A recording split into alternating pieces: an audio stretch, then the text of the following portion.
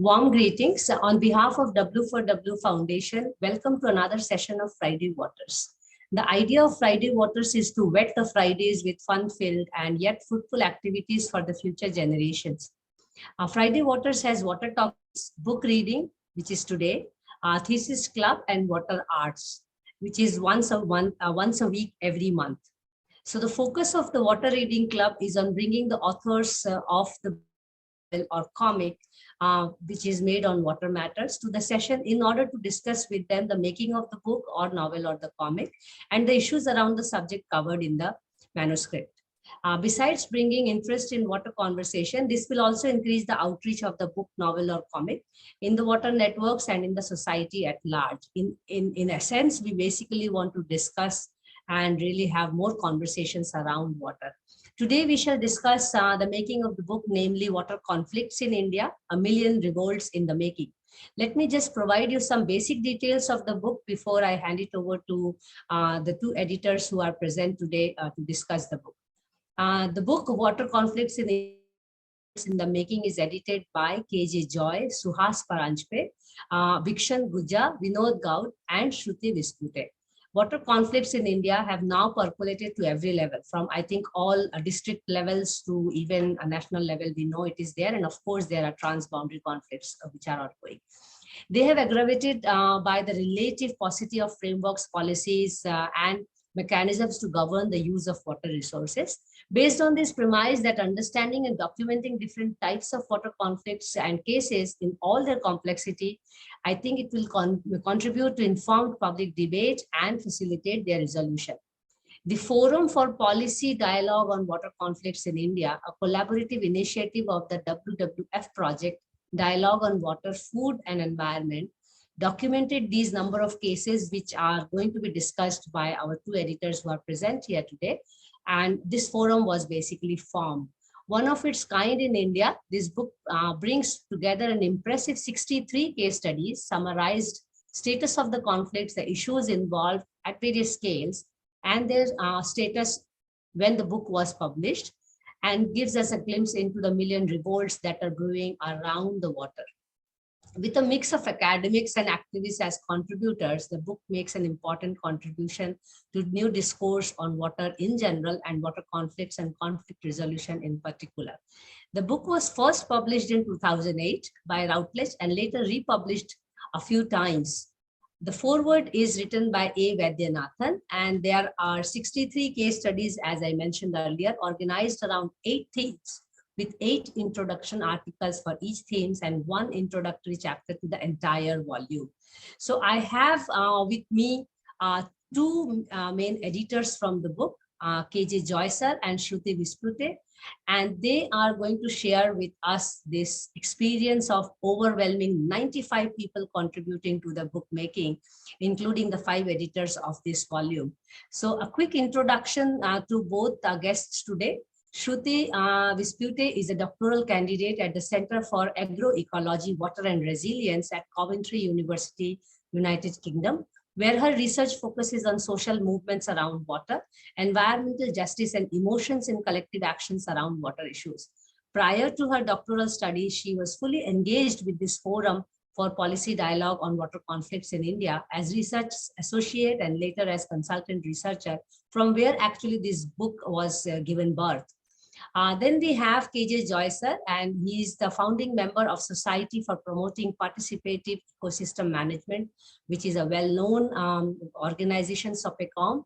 He's been an activist researcher for more than 30 years, and he's worked with Bharat Gyan Vigyan Samiti, New Delhi, in its watershed development and recovery, resource literacy program. I mean, I can really read his bio for the whole day, to be honest. But to keep it short, he coordinates the national level initiative of the Forum for Policy Dialogue on Water Conflicts in India, a network which has about 600 individuals and organizations that are anchored around SOPECOM. So let me now invite both the editors to share their insights on the book and discuss the relevance of it in today's world, because the book was made already 15 years ago, where we are also transcending from conflict to water conflicts to talking about water cooperation, and where in India we sit as one of the leading example in water cooperation through Indus Water Treaty. I invite both of our editors, Joy sir and Shruti, to really share their initial thoughts, and we will start with Shruti, especially the making of the book, and then later on with the conversation going on, we will discuss a few details of the book. So over to you, Shruti, and thank you so much, both of you, to really join us for this evening. Thank you, Manasi. Good evening, everyone, and thank you to W4W for having us here at this session to talk about the book, Water Conflicts in India, A Million Revolts in the Making. I personally feel fortunate as well as proud to be part of this book project for more than one reasons.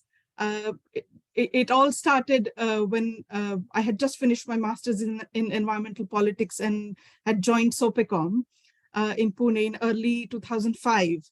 And working with the newly formed forum at that time, and especially working on the documentation of these case studies, had introduced me to multiple and intersectional realities around water conflicts. And I think this imprint has stayed with me so far and has led me to my current research around water and social movements. So this journey has been very, very interesting, and bringing out this book is also, at times it was challenging and yet thoroughly rewarding, I must say. So as I said, that it all started when there was a meeting of water sector professionals in Bangalore at the end of 2005, at the end of 2004, early 2005. The meeting was organized by Dr. Biksham Gujja and WWF to discuss a draft publication of about 20 case studies on water conflicts from peninsular India.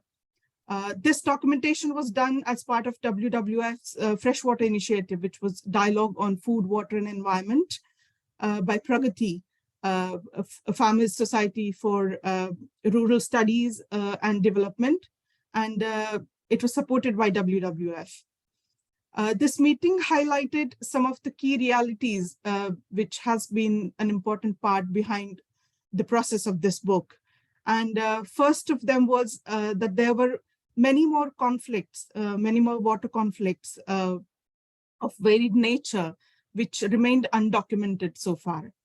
And while earlier discussions were built around water issues and movements to discuss these issues, the meeting highlighted these case studies could be viewed from the perspective of conflicts rather than simply the perspective of issues of water or issues involving water concerns and things like that. So these realizations, which were coming from the discussions of this meeting, kind of drove the participants of this meeting to form the Forum for Policy Dialogue on Water Conflicts in India, which is, as Manasi mentioned, it's a network of individuals and organizations who are interested in engaging with water conflicts in India, which was formed after this meeting and is anchored by SOPECOM so far since the end of 2004. The understanding about comparatively smaller water conflicts happening across the country, it was very limited. And because mostly the larger public discussions were around the bigger, more well-known, well-documented and interstate water conflicts, such as Kaveri River water conflict or Sardar Sarovar projects for that matter. So the realization that the true geographic and kind of typological spread of water conflicts wasn't captured so far. That point was kind of clear through this meeting discussions. And with that aim, this initial dialogue that was established through Forum was not to develop tools to resolve water conflicts directly, but the focus was first of all to understand them better at first place, to simultaneously also initiate a national dialogue and creating a lobby for better policy formulation, policy debates, or policy recommendations. So this started with studying water conflicts, with the nature of water conflicts, investigating the relevant data, the kind of policies that were there, around water issues, laws, the socioeconomic conditions, uh, which all formed kind of a context and understanding reasons that led to these water conflicts that we were talking about. And a decision was taken to come out with a larger document with more case studies that would give justice to these different typologies that we could see through coming out through these case studies and also their geographical spread. There have been important phases of forum's work so far. And I would say there are three main phases, and the focus of first phase of the forum was actually preparation of compendium of case studies on water conflicts and organizing a national event in the form of policy dialogue. So this was all in the beginning, post 2004. And for the first compendium, it all started with a call that was circulated widely, inviting abstracts for case studies on water conflicts. And through this call, about 63 case studies were selected in the beginning, and these case studies were commissioned. And they were contributed by participants from different walks of life, including I would say not only including academicians and researchers, but also full-time activists and activist researchers, practitioners, lawyers, and engineers, and so on. So that was also kind of unique point about this compendium in the beginning.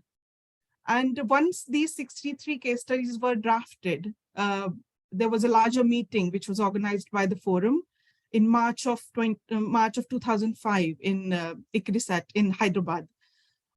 Even this meeting was attended by more than 120 participants from different domains, I must say, from civil society, from bureaucracy, and legal side, media. And I think that kind of made it a successful dialogue at one level. And these case studies were discussed thoroughly, and all the participants' opinions were sought at that level. And it was the whole effort of the forum to bring out these case studies and bring out this draft compendium was greatly appreciated in this meeting, which was also widely covered at that time. Then we had these case studies going through a lot of revision, peer review, and authors did work a lot on these case studies. And we also developed a map locating these case studies. The forum worked on this map, one that was kind of first of its kind, locating different case studies on the map of India. So this map, along with 18 case studies from the compendium, from the draft compendium, were published as a special issue by Economic and Political Weekly in February of 2006. And we did not initially plan to bring it out as a book, as a formal publication. As Joy says, it also grew organically.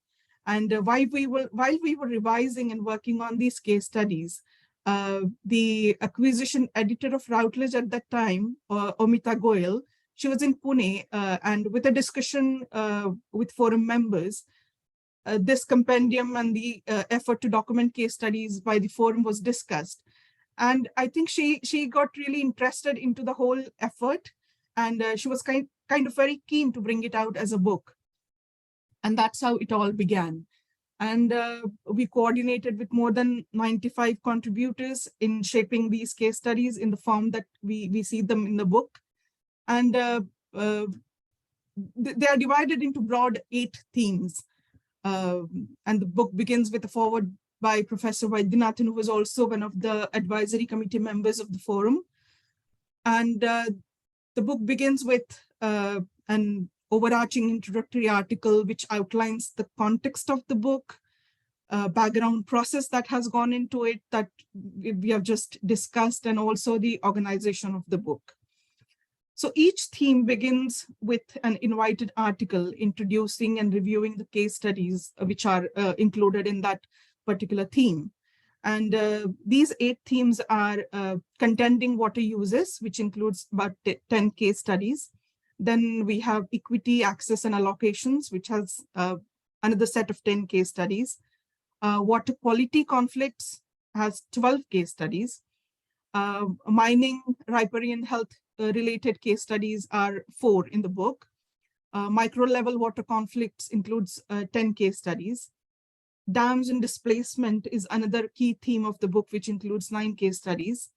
5 case studies are included in the transboundary water conflicts. And the last theme, which is privatization, includes 3 case studies.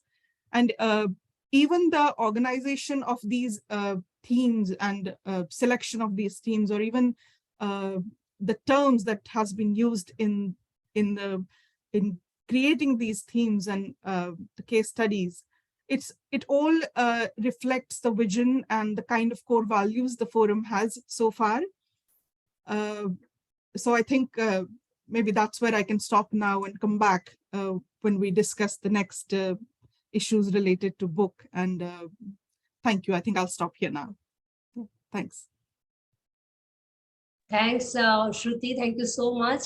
So over to you, Joy sir. Thank you so much for taking out time, and please reflect upon your initial remarks so that we can take it further with others as well. Yeah, first of all, thanks, Mansi, for giving us this opportunity to talk about a book which is pretty old, I would say.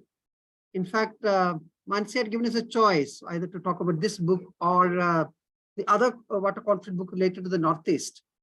We consciously chose on this book because we thought this is the first time such an effort was made in India to document the different types of conflicts and bring them out into one source somewhere. I would say that I mean, there are sporadic case studies or cases about conflicts which are there. Now, if you look at the whole debate about Sardar Sarovar, for example, because that's a case of this. But bringing all these different types of conflicts into one place with a broader framework in mind, I think this is the first time this was done. I think that is the strength of this book, that is the first time that different conflicts has been brought together. Prior to my involvement in the Water Conflicts Forum, I have been in the water sector, for a considerable amount of time. But conflict was not a theme which I had personally engaged with. And I would say, I tell my friends or even other people that how did I get engaged with the water conflicts? I don't think it was out of design. It was more like an accident.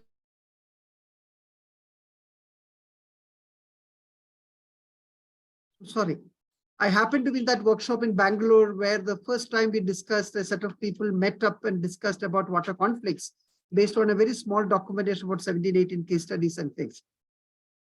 And that was the time we all realized that there are quite a few things out there which has not been looked at. And as Shruti said, very often we are enamored by the more glamorous case studies or conflicts cases like the Kaveri or the Narmada or other type of things.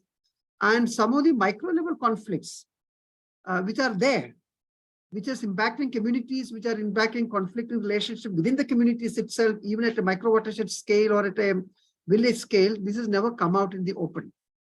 So I would say this whole process of working with nearly about 100 authors. And as Shruti said, there are very big names in the water sector, like Ramaswamy Iyer was part of this book, Professor Vaidyanathan was part of this book, Sunita Narayan was part of this book. I had 2 first-time writers into this as full-time activists. They got a space to write and express what they think about a case. I think this was an effort to bring them together. And I think that is what makes this book apart. It's not a very dry academic book. And we consciously chose to not to make it an academic book, but it's I would say it's a semi-academic, semi-popular type of book. And it has that language, it has that style. And I think bringing all these different type of people together is the one which gives the flesh and blood to the book, I think. For me personally, it was a very transformative experience because it exposed me to different type of issues in the water sector. It also exposed me different people with the different concerns. I would like to explicitly say here that coming from a much more of an explicitly left background, from a mass movement, who is to fight for equity, equitable access to water and other things. for me, ecosystem environment was not much of a concern. Provided people get access to water, whether you dam it or you don't dam it, that doesn't matter to me, but provided people get access to water.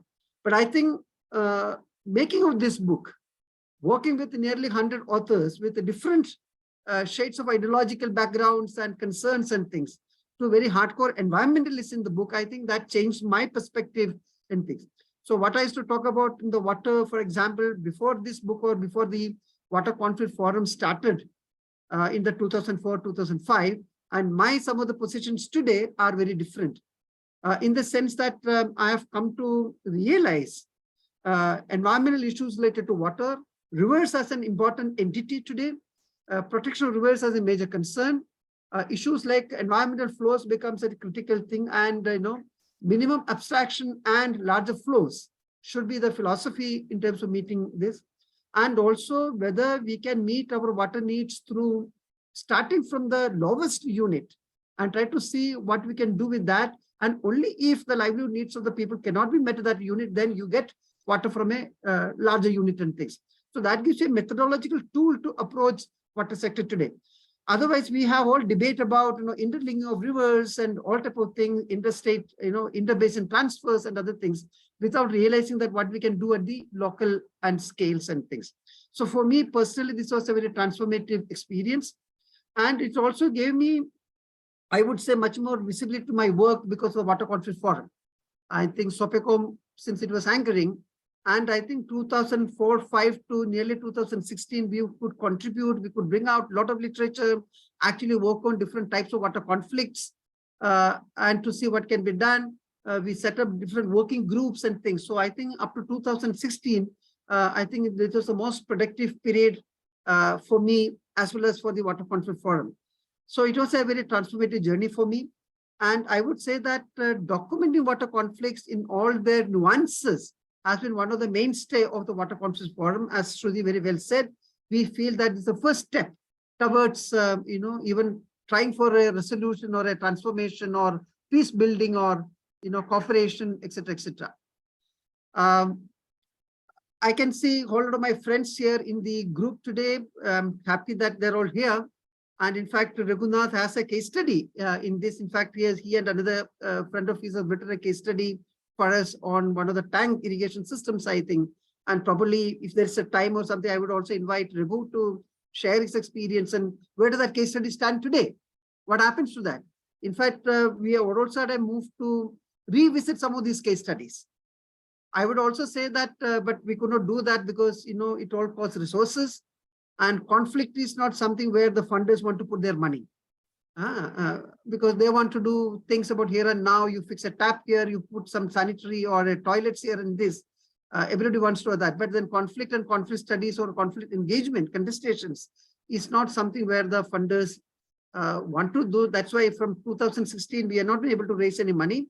But still there is a functioning steering committee. We do engage with the larger water sector issues in the country, make interventions and things.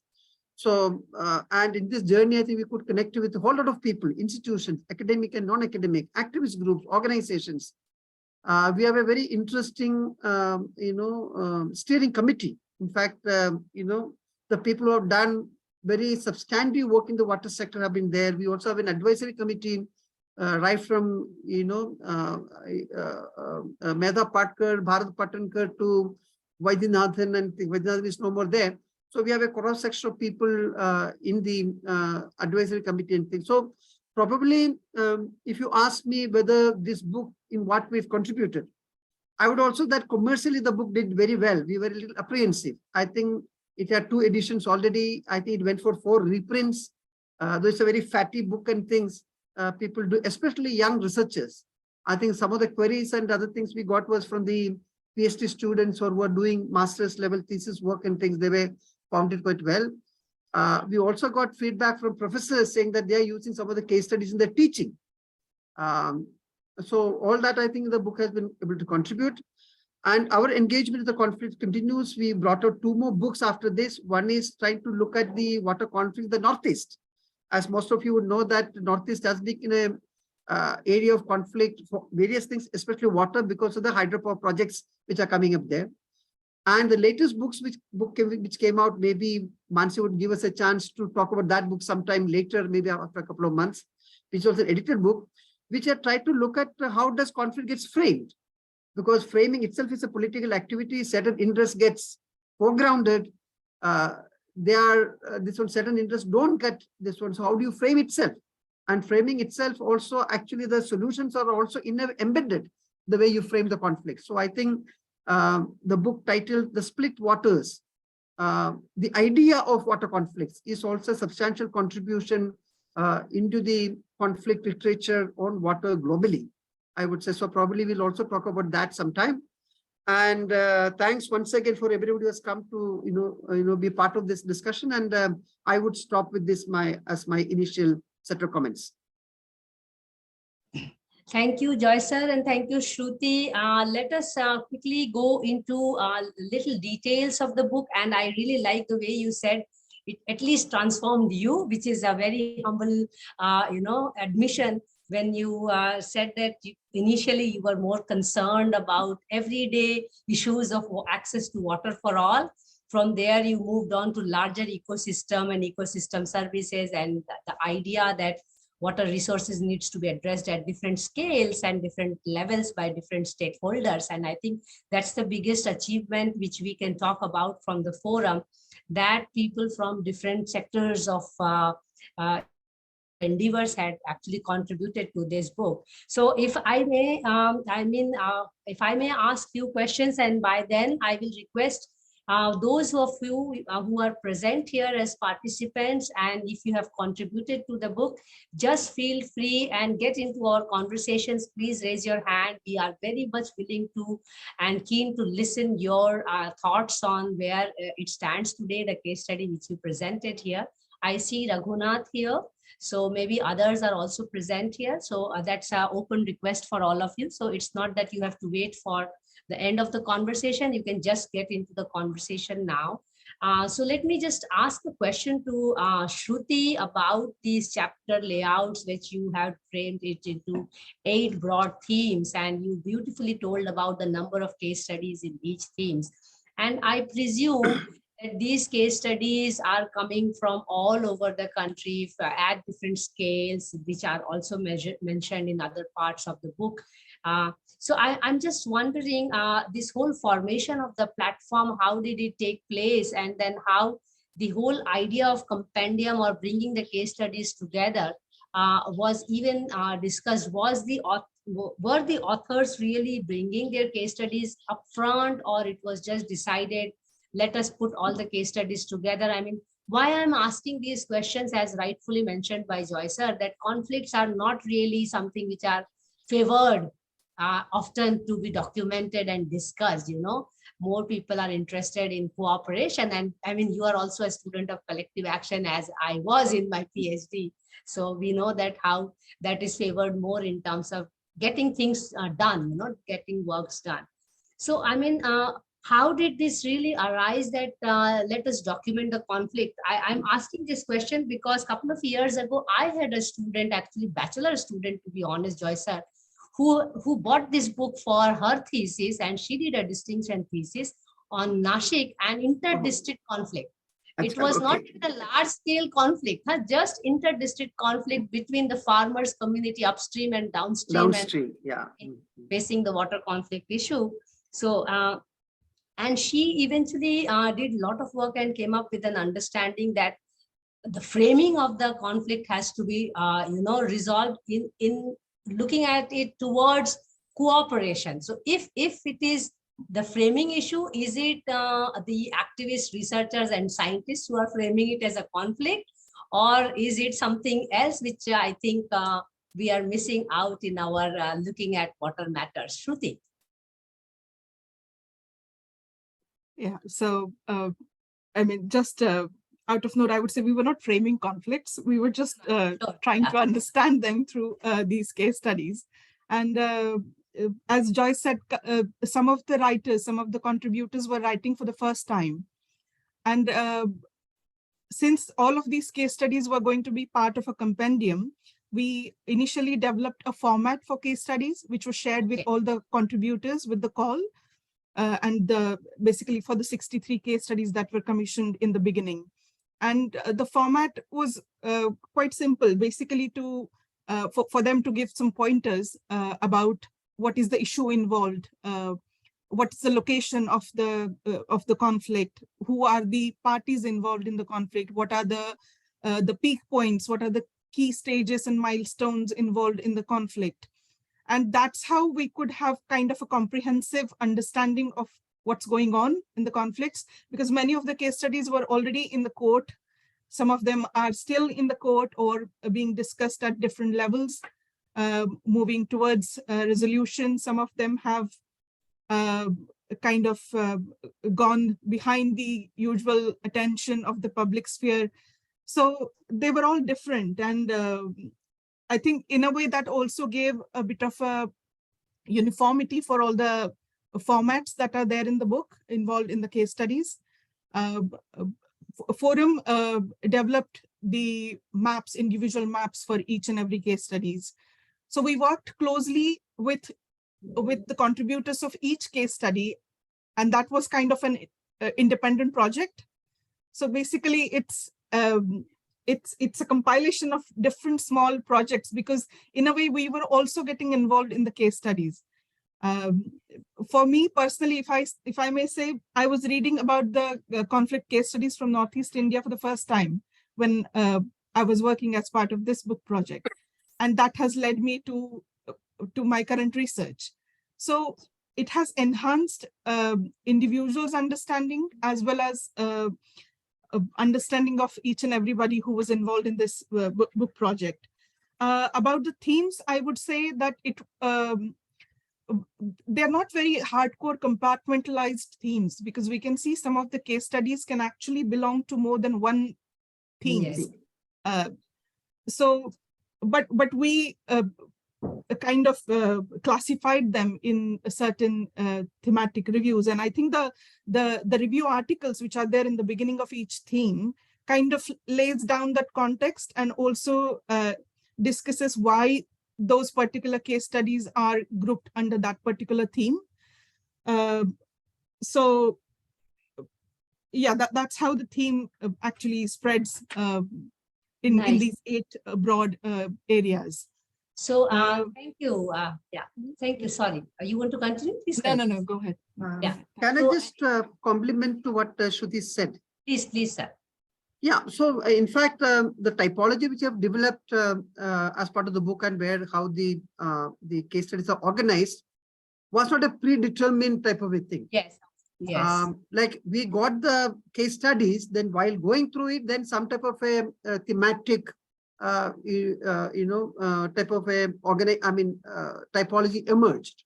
Yes. And these are also some of the things we felt that, see, the purpose of developing a typology is that, and within that typology also you find a lot of different, case studies will come with a different emphasis of that. But a typology would help us to see that, okay, for that particular type of conflict, then what could be the way out and things. So you can think much more systematically.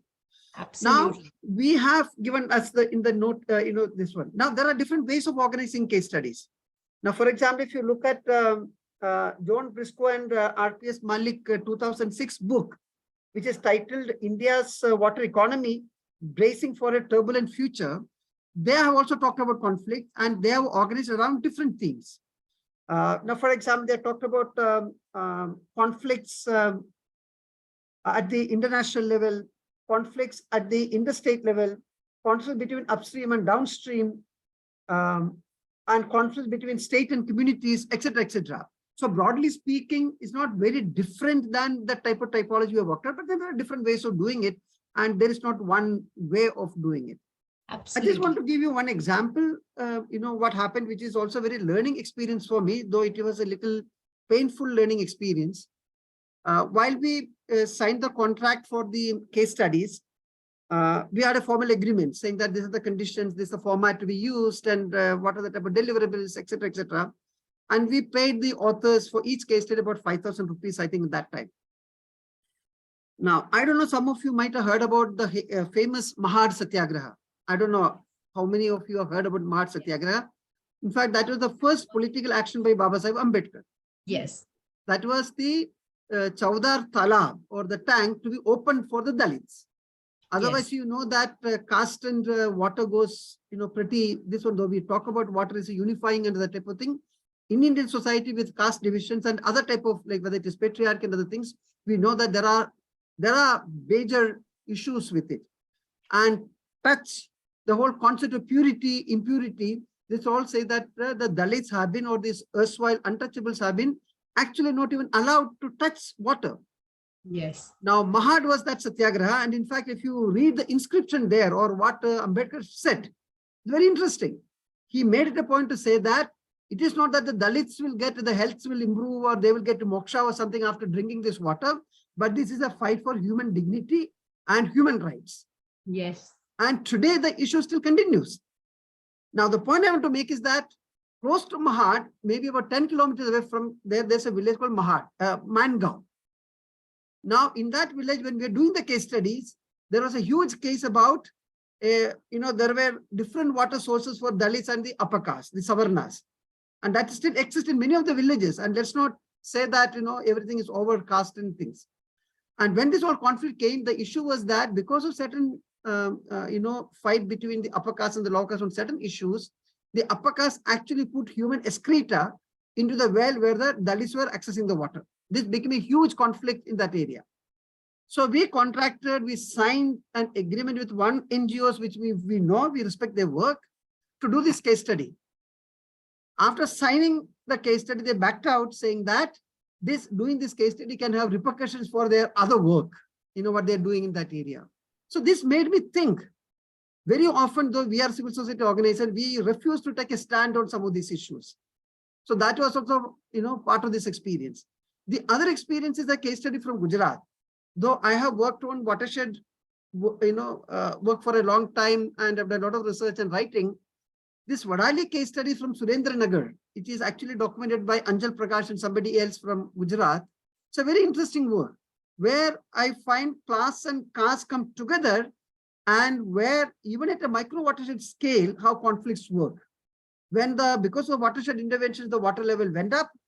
The upper caste who have much of the land there wanted to use that water for irrigation, where the Dalits said that we want to take a well close to one of the water structures there so that they get an assured, drinking water. There was a fight, there's a conflict. And unfortunately, I would say the NGO which was involved also did not take a socially just stand there. They also tried to circumvent the whole conflict. They did something else so that the conflict can be, in a way, kept under the carpet. So I think this is also reality. I think this is also an experience which we went through while doing these things. And I think, my friends, I would say that these issues still work, and where we need to stand up and take stands. Yeah. I think that's very important point made, that because on one hand, we can talk about documenting these case studies, and of course they have an impact on either resolving the cases which have been studied individually, or probably aggravating, as some people may see it like that. But I think documenting is a fundamental step towards resolving, which effort has been already made. Unless and until it is documented and disseminated, how will society come to know that it exists? Because if otherwise it does not exist, if it is not on paper, So that is something very important contribution, I think, coming out from the book. Coming back to the themes again, which I think is a very well laid out, but as rightly mentioned by Shruti, that there are, case studies which can be fluid and they can go across themes and all, which is quite valid. And of course, you have to organize it properly. And it's also a matter of readability of a book when we prepare a manuscript, so that if students are going to read, or if readers would like to organize their thoughts in understanding the case studies, you need to organize it. But having said that, it's understood that they will go, many case studies can be put in different, themes which are classified here. So Shruti, just to understand some of these themes, maybe I like to know from you some themes where you can talk about, personally, I am interested in a few of the themes, but I leave it to you, where you can tell about some other case studies apart from what Joy sir was talking about, For example, I see, mining is all still an unrecognized conflict, because it is done most of the time by the state and also some powerful people, and it's not even seen as a conflict. It's a bigger conflict with the ecosystem, but if we leave the ecosystem aside, it's also conflict with the local communities. And for example, micro level water conflicts, I mean, it exists everywhere. I mean, I will say from neighborhood scale to all scales. So just to get an understanding, I mean, Shruti, some other cases where you had some interesting stories. I mean, they may sound stories now, but Yeah. when people, authors and activists and people were writing and were part of or amic of the case, it was not story, it was they were living it. Yeah. But just for the session's sake, I'm calling it stories. But Shruti, something from the mining or micro level water. In fact, Shruti has a case study in that section, I think, if I'm not mistaken, right? The Baliraja case study, Yerala, it's written by you. Yes. So why don't you talk about no, that sand mining and how does that, I was just thinking which case study to pick, because they all are they're all independent lessons and learnings, and like part of the overall takeaway that the book has for the readers. Just to mention about this, I mean, my take maybe after writing this case study and reflecting on some of these now, I would like to talk about that how from these case studies we come up with an idea or emphasize the need of having a framework that we need to develop to deal with the basic analysis of these water conflicts, and then moving towards a dialogue to resolving them. Again, the discussion that we all see at different levels and different platforms, how do we look at water? I mean, the forum looks at it as a common pool resource, and how others would look at it to form that particular framework that we all have been aiming at, including all the vulnerable sides of based on gender, class, caste, or even the ethnic politics, and also the new concepts that we need to involve or engage in the discussion about water conflicts, such as the citizenship, the ecological citizenship that revolves around water resources for communities. The idea of how we see these conflicts and the revolts, the million revolts that we talk about, can be the vehicles for democracy and democratization of water resources in the country. I think I look at all these larger issues while I reflect on the book now in 2023, after nearly 20 years on since we started this effort of documenting the case studies. And it has evolved, this baseline has evolved all this understanding around the water issues.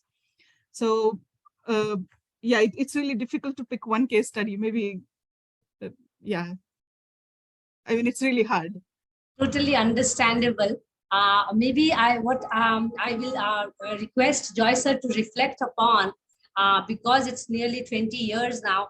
When we are studying conflict, there is always an urge to really look towards resolution, right? To resolve these issues, and that's the basis of documenting conflict. So, and that's where actually initially I was talking about that framing makes a huge difference. Because when we are looking at conflict, all those people who have contributed to the book, or all those people who are working towards it, they're into their action there. They really want to solve the problem out there. They really want to resolve it.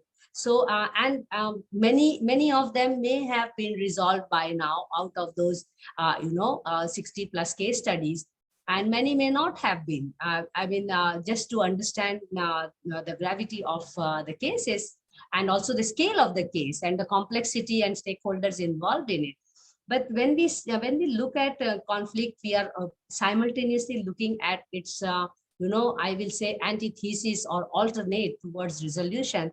So if I may ask you, Joy sir, some of the case studies which were documented here, could you highlight some cases where you have come across to learn that they have been resolved to some extent. I mean, water conflicts cannot be resolved to its fullest. That's a given fact. But some cases where it has been really addressed or people have come together, because after all, it's also a matter of collective action. You know, when people come together, they engage in certain kind of agreements, or whether it can be different kinds of stakeholders. Yeah. But maybe it's a good idea to see 20 years from now if some cases have been resolved. Yeah. I would pitch my response to your question at two levels. One is that, if you look at all the case studies, I think there's a review article which begins that section. It's all written by people who have spent their lives in that area. Yes. Now, let me draw your attention to the set of case studies around water quality or water pollution related. Okay. And the review is written by Professor Paul Appaswamy, who has spent, he is from Chennai, and he has spent most of his academic thing on looking at water conflict, and is an economist by profession. Now, towards the end of that case study, he has given what is the way forward if you have to really engage with conflicts. So I think most of the review articles on each of these sections, or if you look at the interstate conflict or transboundary conflicts, Ramaswamy Iyer actually gives you saying that how does the state should move forward in that. Yes. So I would say that we are not only just talking about this is the conflict, this is the problem. And I think each of those review articles do carry a small section, what could be the broad approach to resolve such conflicts and things, which I think we need to further develop, discuss. And also as a follow-up to this, in fact, forum set up 2 working groups, saying that, for example, in India today, after 1990s, one of the important issues coming up is that how does, water get allocated for different uses, which we call contending water uses as a theme in the book. And we all know that more and more water is getting now moved away from the rural areas to the urban space under the rubric of drinking water. And also more and more water is going into industrialization, industries and things. And in the process, agriculture and rural people are losing out on things. Now, we set up a committee to look into this issue, and we brought out a report which is there. The report was actually released by Mr. Jairam Ramesh, who was the Environment and Forest Minister that time, which also brought in a lot of debate about how do you actually, in a socially and ecologically just manner, allocate water for different uses and things. So we try to follow up on some of those things and things which still going on. And some of these insights I saw we could plow it back into some of the policy issues. Some of us who have been connected with the Water Conflict Forum have been part of the 12th 5-year plan working groups in different themes. The first time we tried to formulate a water framework law for India, which was led by Ramaswamy Iyer. I was also part of that working group. But once the draft came out, the Ministry of Water Resources felt this is too radical. So they appointed another committee led by Professor Alag. That committee watered down the whole thing. And then later in 2015 or 16, a third committee was appointed which was headed by our own friend Mir Shah, which is a very good report. The report is there. In 2016, it came out, but the government has not moved on that. Because one of the legal institutional issues which he found is that the whole water sector is so fragmented. You have different set of policies, laws, and institutes for different water. Now, for example, groundwater has got a different set of rules and regulations and institutions. It doesn't talk to surface water. Surface water has got its own, things. Within surface water, irrigation has got its own rules and regulations, and drinking water is governed by something else. Water quality has got another type of thing. Very often they are contradictory to each other in things. So we try to look at that. There's a committee report on that. Recently, 2 years back, there was an effort to draft a new national water policy, again, which was headed by Mir Shah. Some of us from the Water Conflict Forum, like Himanshu Kulkarni, myself, we are also part of that thing. So some of these learnings over the last 15, 20 years from the Water Conflict Forum, we could plow it back into this. So I think wherever there's an opportunity either to influence practice or at the policy level, I think we need to do, and forum has been trying to do that to some extent. So that's what I would say, that how do you take this forward to some extent? But I can see Nivedita Kandekar, though she has not contributed to this particular volume, she has contributed to another compendium of case studies on conflicts, I think related to drinking water and sanitation, if I'm not mistaken. Nivedita, you like to say something about that? It was she's there. water war between Haryana and Delhi. Hello. Can you hear me? No, Yes, not very loud. Yeah, it's feeble, but we hear you. Yeah. Just a second. We can't hear you Can you- properly, Nivedita. Can you now hear me? Yes, we hear you. Please Okay. continue. So my case study was the water conflict between the Delhi state and the Haryana state. Which is very important. Yeah. So it was basically to do with Yamuna water distribution and what kind of, and then also I had suggested what kind of usages and how it wastes a lot of water compared to other states, and it robs its neighbor of their resources. And because the Supreme Court is here, because the High Court is here, people run to the courts and demand humko zyada chahiye pani.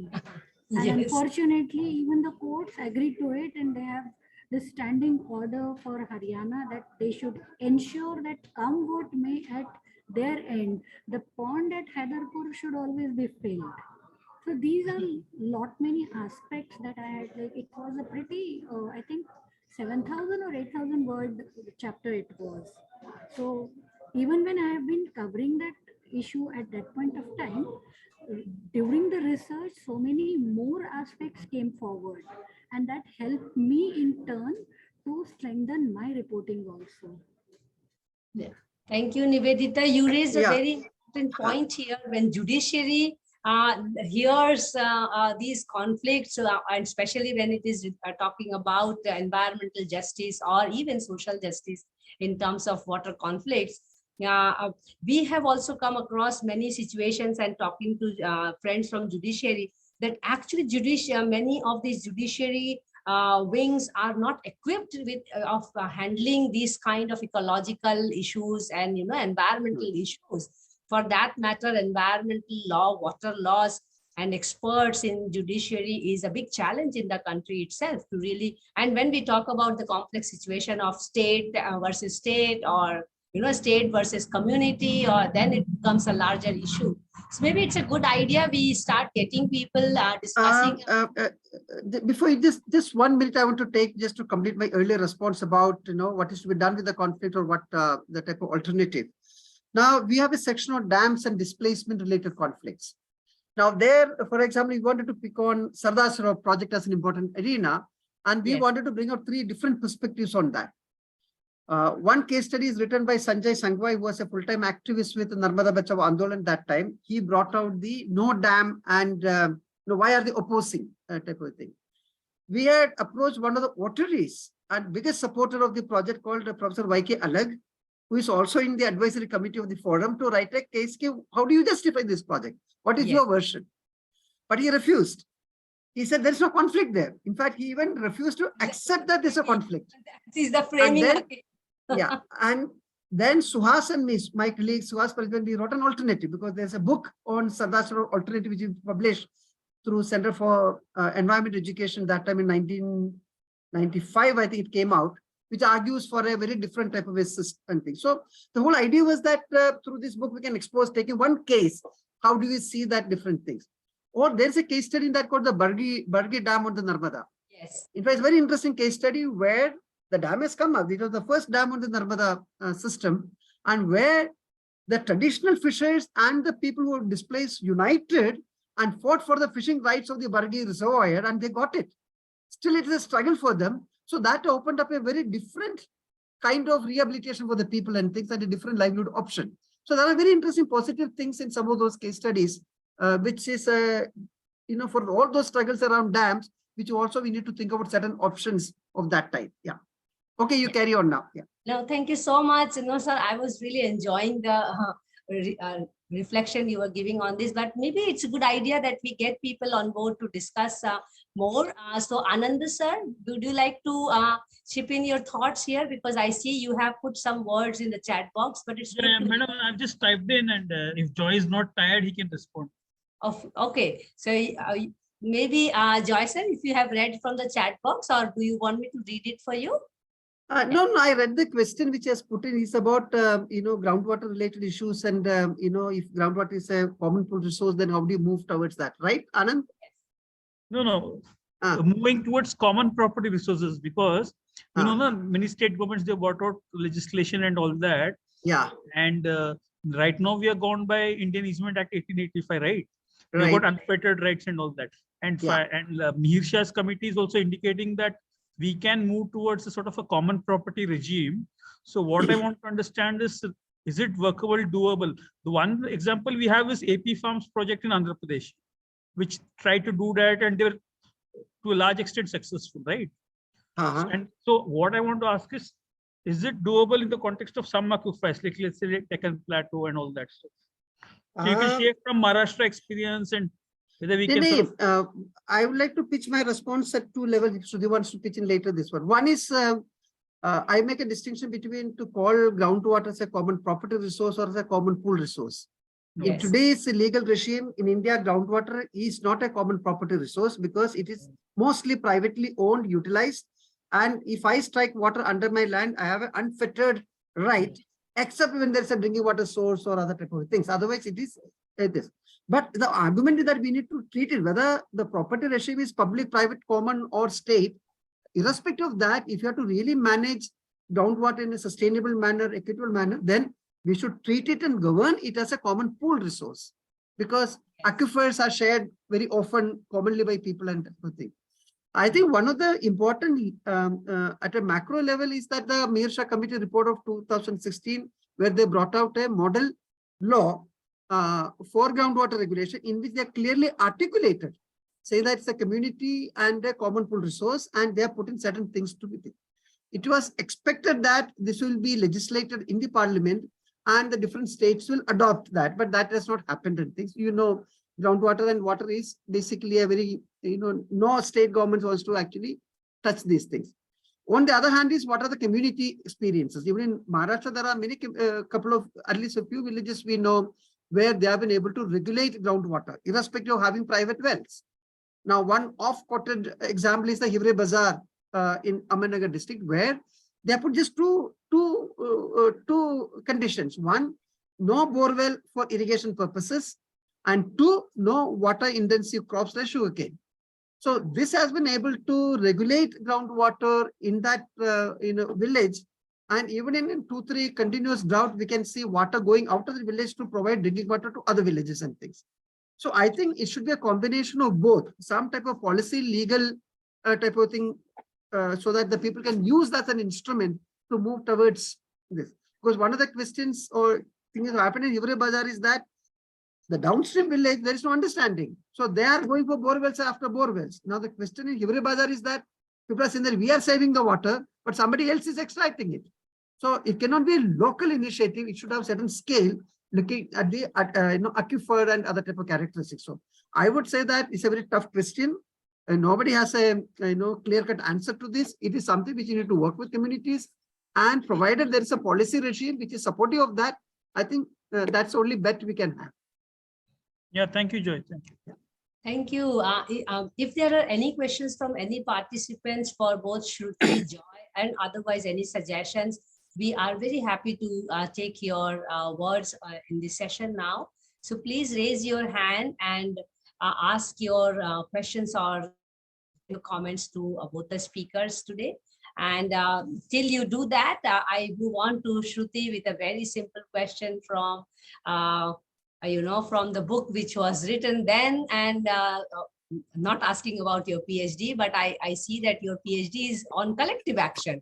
So I would like to know this soft transition, or is the collective action kind of an understanding or reform, which, as I was talking about, that every conflict study urges for some kind of resolution. So a little bit about your PhD which you're working on, and then what brings you to collective action, or is there a conflict which you are studying where you are seeking collective action? Some reflection on what is your current work going on. Yeah, thank you. It Last sounds very question also simple, but it's a last yes. question also from my end. No, it's very interesting question. Thank you.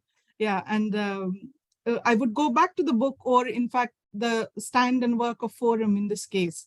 And the major takeaway for me was moving towards moving away from the polarized debate about water and dams in the country, which has been an important part of work which Forum has been doing, arguing and emphasizing that we need to move away from this polarized debate and just looking at dams, whether they are good or bad, and thinking beyond that black and white. And I think that has reflected into the analysis that I am kind of looking at or exploring through my current research, which is on a case study based in Sikkim state of northeastern part of India, which is about anti-dam movement coming from the indigenous Lepcha tribe in the protected area of Zongu in Sikkim. And I see that how this work has affected all my understanding so far. Understanding the case study, understanding water conflicts, understanding the parties involved. So although as Joyce said, coming from a learning which has always been towards central left, of course, the research is always biased, and I won't deny that. But I have also learned to look at the different dimensions of a conflict. And that's what this work has taught me. And that has evolved in a very comprehensive understanding about how we look at the issues of emotions that come out of social movements around water. And in this case, how the Lepcha movement of affected citizens of Teesta has displayed all those emotions collectively, as well as from different individuals, how it has changed over time and how it has affected the debate about their understanding and articulations about environmental justice. And at the end, I would argue that why it is important and overdue to have emotions included in our understanding of environmental justice, our understanding of relationship to water for a tribe like Lepchas. And there would be many in hundreds or in thousands all over the country, and why it is important to look at them when we understand water as a geographical issue, or as a social movement issue, or be it at a policy level issue. So I think that that has been affected, influenced largely by the work of this book and my work with the Forum and mentoring under Joy throughout these years. No, I think you put it very nicely that we need to really bring the emotional aspect of water also into the discourse, which is extremely crucial, because much of the conflicts, if we can look at especially small scale conflicts, or micro conflicts, can be really resolved if we can frame or do the analysis of the emotional part of the water much better. For that matter, even the neighborhood scale, those fights on the water tanks, it's I also see it as a conflict. I mean, when every day women and men have to fight for just few buckets of water, it's an extreme case of distress for humanity. So I very nicely put, and I think we need to work harder on the emotional side of water as well. And so best wishes for your PhD. And I think my grilling to you is over for today. But my last question to Joy sir is the new book which is coming up, and when are we going to hear and read them in the Friday Waters? A little bit about the new book which you are very keen about to share with us. Please, your last few words. Yeah, so the book came out about 2 years back. It is edited by my other friend called Luisa Cortesi. She's an anthropologist. So when we conceived that book, she happened to be in Pune, and she was working on flood issues with another friend called Eklavya Prasad in Bihar. So that's how, though I knew her earlier, then we thought we'll collaborate and try to see, mainly because the prime reason is that she comes from much more of a very typical academic side, and I'm not an academic. So probably combining these two would be a fruitful effort. That's how we started discussing about time. And it was also felt need within the Water Conflict Forum, saying that, for example, we looked at, let's say, a Hirakud conflict on Mahanadi.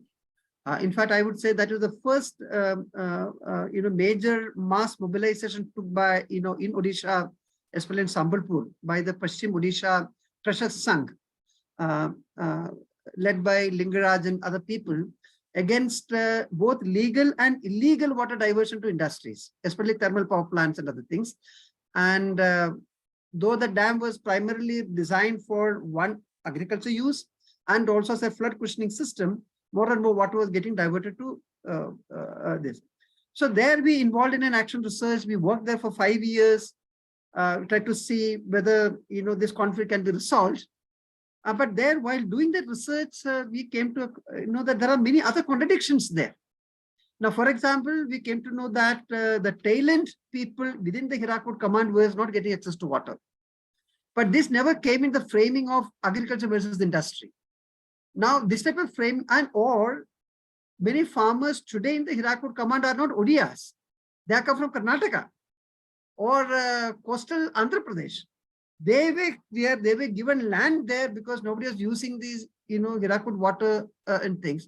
And today you see a very interesting scenario where some of the Odia farmers who used to be, they are laborers in their own land and the land is owned by somebody else. So some of these internal contradictions, or today the agriculture practices today is a heavy input agriculture there. Yes. Paddy on paddy on paddy, and basically chemical agriculture. The farmers movement, they're framing, saying that it is agriculture versus industry had a strength because the entire farming peasantry could be united on a common enemy which is outside. But the internal contradictions within the peasantry about the type of agriculture, who is getting access to water, who has, that never came into the forefront, though some of them were aware and things. So that gave us a saying that we also need to look at, internally some of these things, how conflict is framed and things. That's one of the, motivations to get into this particular book. So this has about 11 to 12 global case studies. Each one of those fantastic case studies, which some of them I have never heard about it. So it's very worth, and we have a very interesting intro piece written by Luisa and the concluding piece written by me, which is also pieces which is worth reading, and the case studies and things. So when you give us a platform, we will talk about it more. So it's up to you when you want to.